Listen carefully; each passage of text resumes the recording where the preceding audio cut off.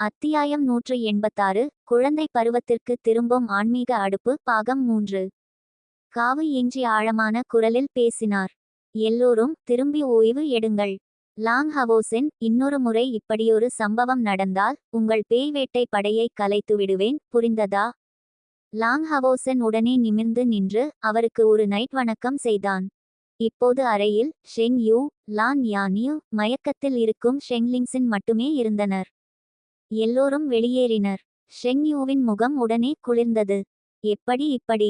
இந்த முதியவர் நீங்கள் சாப்பிட்ட உப்பை விட அதிகமாக சாப்பிட்டிருக்கிறார்.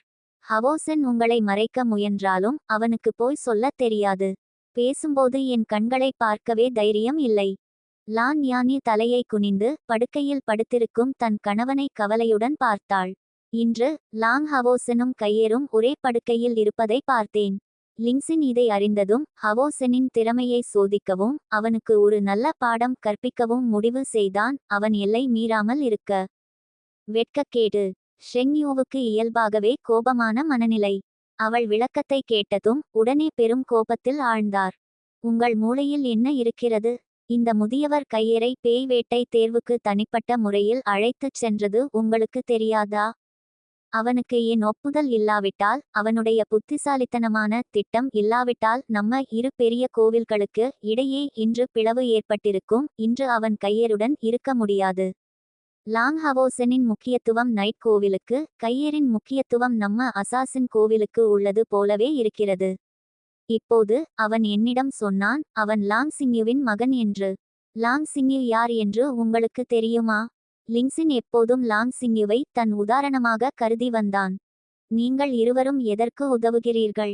இந்த முறை எந்த விபத்தும் நடக்காமல் போனது நல்ல வேளை. ஏதாவது நடந்திருந்தால் நீங்கள் வாழ்நாள் முழுவதும் வருத்தப்பட்டிருப்பீர்கள். மேலும் முழு கூட்டணியிலும் ஒரு புயலை ஏற்படுத்தியிருப்பீர்கள். ஷெங் யூவின் வார்த்தைகளை கேட்டு லான் யானி அதிர்ச்சியில் உறைந்தாள். ஆனால் அவன் கையேருடன் ஒரே படுக்கையில் இருந்தான். அவனுக்கு வயது குறைவு.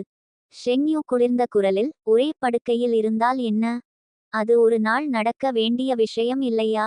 நீயும் இந்த முட்டாளுடன் திருமண நாள் வரை காத்திருந்து படுத்தாயா? முழு கூட்டணியிலும் லாங் ஹவோசனை தவிர வேறு யாருக்கு என் குடும்பத்து கையேருடன் இருக்க தகுதி இருக்கிறது? முக்கியமாக கையேர் அவனை ஏற்றுக்கொண்டிருக்கிறாள். கையேரின் மனநிலை உனக்கு தெரியாதா? நீயோ நானோ, நாம் இருவரும் அவள் இதயத்தில் இடமில்லாதவர்கள். லாங் ஹவோசென் அவள் இதயத்தில் இடம் பிடித்திருப்பது எல்லா எதிர்பார்ப்புகளையும் மீறியது. 2 நாட்களுக்கு நான் கையேரை கவனிக்கவில்லை. அதற்குள் நீங்கள் இருவரும் இப்படி ஒரு பெரிய பிரச்சனையை உருவாக்கி விட்டீர்கள். லான் யானி வேதனையுடன், தாத்தா, நான் ஒரு தாய்.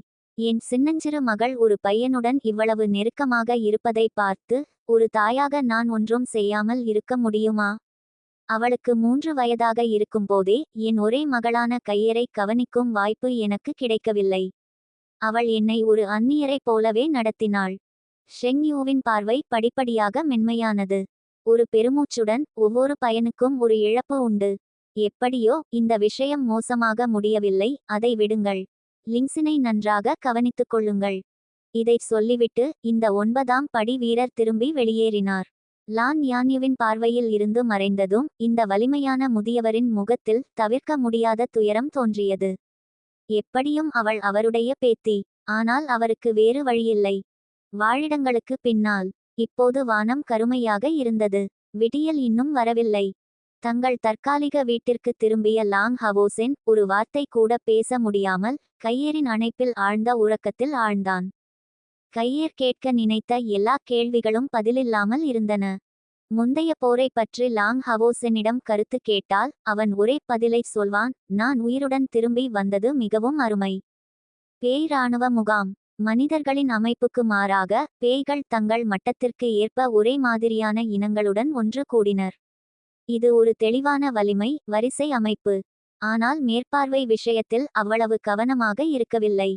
100 ஆயிரக்கணக்கான பேய்கள் ஒரு தட்டையான பகுதியில் ஒன்று கூடின. பெரும்பாலான பேய்கள் தங்கள் வாழ்க்கை முறையை மேம்படுத்த எதுவும் செய்யாததால் 4ஆம் படி அல்லது அதற்கு மேல் உள்ள பேய் வலிமையாளர்களுக்கு மட்டுமே வீடு வைத்திருக்கும் தகுதி இருந்தது. இருந்தாலும் அவர்களின் வாழிடங்கள் பெரும்பாலும் மிகவும் அவலமாக தோன்றின. 6000 ஆண்டுகளுக்கு முன்பு 72 பேய் கடவுள்கள் திடீரென தோன்றி கண்டத்தில் பலரை தொற்று செய்து ஆக்கிரமிப்பு போரை தொடங்கினர். அழைக்கப்பட்ட இனங்கள் எல்லாம் ஒரே நிலைப்பாட்டை எடுத்து கொலை செய்து கொள்ளையடித்து பின்விளைவுகளை பொருட்படுத்தாமல் சென்றனர். இந்த 1000 ஆண்டுகளுக்கும் மேலாக நீடித்த போரில் மனிதர்களால் உருவாக்கப்பட்ட கோவில் கூட்டணி படிப்படியாக தங்கள் இடத்தை பலப்படுத்தியது. இயற்கையான பாதுகாப்பு திரைகளை நம்பி பேய்களுக்கு எதிராக நின்றது. அப்போது பேய்கள் தங்கள் முக்கிய பிரச்சனையை கண்டுபிடித்தனர். பேய்களில் உயர் மட்டத்தில் இருப்பவர்களின் இனப்பெருக்க வேகம் மிகவும் மெதுவாக இருந்தது. ஆனால் இரட்டை கத்தி பேய்கள் போன்ற குறைந்த மட்ட பேய்கள் மனிதர்களைப் போலவே வேகமாக பெருகின. இவை 3 ஆண்டுகளில் வயது வந்தவர்களாகின. பேய்கள் மிக அதிகமான மனிதர்களை கொன்று விட்டனர். மனிதர்களைத் தவிர ஷெங்மோ தாலுவில் பல இனங்கள் அழியும் நிலைக்கு வந்தன. இப்படியான சூழ்நிலையில் கண்டத்தில் தங்கள் இடத்தை உறுதிப்படுத்திய பிறகு பேய்கள் தங்கள் உணவு வளங்கள் தீர்ந்து விடும் என்று கண்டறிந்தனர். வேறு வழியின்றி பேய்கள் உயிர் பிழைத்த மனிதர்களை ஒன்று கூட்டி உணவுப் பொருட்கள் விளைவிக்கவும் கால்நடைகளை மேய்க்கவும் உத்தரவிட்டனர். எந்த இனமாக இருந்தாலும் முதலில் வயிறு நிரம்ப வேண்டும். இல்லையெனில் அவர்கள் அழிவுக்கு உள்ளாவார்கள். ஆனால் பேய்களின் பரந்த பிரதேசத்தில் அவர்கள் அதிகமான மனிதர்களை கொன்று விட்டனர். பெரும்பாலான மனிதர்கள் கூட்டணிக்கு தப்பி ஓடி விட்டனர். கிடைத்த மனிதர்கள் மிகவும் குறைவு. எனவே மற்ற துறைகளை கைவிட்டு உணவு உற்பத்தியில் மட்டும் கவனம் செலுத்த வேண்டியிருந்தது. இப்போது பேய்களுடன் ஒப்பிடுகையில் மனிதர்களின் நிலை முற்றிலும் மாறுபட்டது. அவர்கள் இப்போது பேய்களின் குறைந்த மட்ட இனங்களை விட முக்கியமானவர்களாக மாறினர். நடுத்தர மற்றும் குறைந்த மட்ட பேய்களுக்கு உணவு உற்பத்தியில் உதவ உத்தரவிடும் தகுதியை பெற்றனர். பின்னர் பேய்கள் கோவில் கூட்டணிக்கு எதிராக தொடர்ந்து போரை நடத்தினர், 2 முக்கிய இலக்குகளுடன். முதலாவது மனிதர்களை முடிந்தவரை கொள்ளையடிப்பது. இரண்டாவது தங்கள் மக்கள் தொகையை குறைப்பது. ஆனால் கடந்த 6000 ஆண்டுகளில் மனிதர்கள் மிகவும் உறுதியான இடத்தை பெற்றனர். 72 பேய் கடவுள்களுக்கு எதிராக சற்று பலவீனமாகத் தோன்றினாலும் இயற்கையான பாதுகாப்பு மற்றும் உயர்ந்த ஆயுத உற்பத்தி அறிவை நம்பி பேய்களின் தாக்குதல்களை எதிர்கொண்டனர். பேய்கள் மந்திர பீரங்கி வகை பாதுகாப்பு ஆயுதங்களை வெறுத்தன, அவற்றை எதிர்கொள்ள வழியில்லை. அவர்களுக்கு இப்படியான ஆயுதங்களை உற்பத்தி செய்யும் திறன் இல்லை. 72 பேய் கடவுள்களின் வலிமையான இராணுவ பலம் இல்லாவிட்டால் மனிதர்களும் பேய்களும் ஒருவரையொருவர் சமனாக எதிர்கொண்டிருப்பார்கள். இருப்பினும் கடைசி நிமிடம் வரை பேய்கள் எப்போதும் மேலிடத்தை வைத்திருந்தன. மனிதர்கள் கிழக்கு நோக்கி தாக்குதல் நடத்தி இழந்த பிரதேசங்களை மீட்க தைரியம் இல்லை. இயற்கையான பாதுகாப்பு இல்லையெனில் மனிதர்கள் பேய்களுக்கு ஈடாக மாட்டார்கள். பேய்களின் முக்கிய படைகளின் மையத்தில் 3 பெரிய முகாம்கள் இருந்தன. ஒவ்வொன்றும் 10 மீட்டர் உயரமும் 30 மீட்டர் விட்டமும் கொண்டவை. பேய்களில் பேய் கடவுள்களின் வாழிடங்கள் மட்டுமே ஆடம்பரமாக கருதப்பட்டன.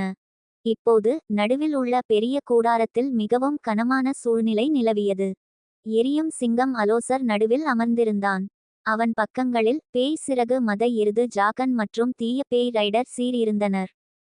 இந்த 3 பேய் கடவுள்களும் 50ஆம் மட்டத்திற்கு மேல் இருந்தாலும் பேய்களுக்குள் முக்கிய இடத்தை வகித்தனர். ஆனால் இப்போது அவர்கள் மிகவும் கவலையான முகங்களுடன் இருந்தனர். பேய் சிறகு மத எருது ஜாகன் ஒரு இரும்பு மேசையை கடுமையாக தட்டி, அப்போது நாம் உண்மையிலேயே முட்டாளாக இருந்தோம்.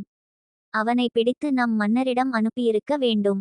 அப்படி செய்திருந்தால் எல்லாம் தீர்ந்திருக்கும். பிடிக்கவா?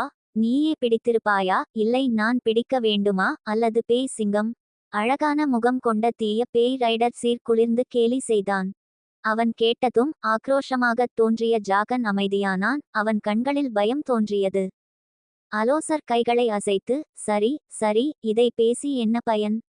இந்த செய்தி மிகவும் அதிர்ச்சியளிக்கிறது. அவர் உண்மையில் இந்த உலகத்திற்கு வந்திருந்தால் அவர் தன் முழு வலிமையை மீட்டெடுக்காவிட்டாலும் நாம் அவசரமாக செயல்படக்கூடாது. ஆனால் நாம் தவறாக பார்த்திருக்க வேண்டும் என்று நம்புகிறேன். எல்லாவற்றிற்கும் மேலாக அவர் பரிமாணங்களை கடக்க முடியாதவர். இதைச் சொல்லும்போது அவன் கண்களில் அதே பயம் தோன்றியது. ஜாகன் பதறி, பிறகு நாம் என்ன செய்ய முடியும்? எரியும் பேய் சிங்கம் திடீரென எழுந்து, இப்படி விவாதித்து எந்த பயனும் இல்லை. இப்படி செய்யுங்கள், நீங்கள் இருவரும் இங்கே இருந்து படைகளை வழிநடத்தி 3ஆம் படிக்கு கீழே உள்ள படைகளை அனுப்பி தாக்குதல்களை தொடருங்கள். ஆனால் முக்கியமான தாக்குதல்களை தவிருங்கள், முகாமின் பாதுகாப்பை வலுப்படுத்துங்கள். நான் உடனே பேய் மன்னரிடம் சென்று முடிவு எடுக்கச் செய்கிறேன். தீய பேய் ரைடர் சீர் தலையசைத்து, ஆமாம், இதுதான் ஒரே வழி. சிறிது நேரத்தில் பேய் முகாமில் இருந்து ஒரு இடி முழக்கம் வெடித்தது. ஒரு சிவப்பு பந்து கிழக்கு நோக்கி பயணித்தது. காலை.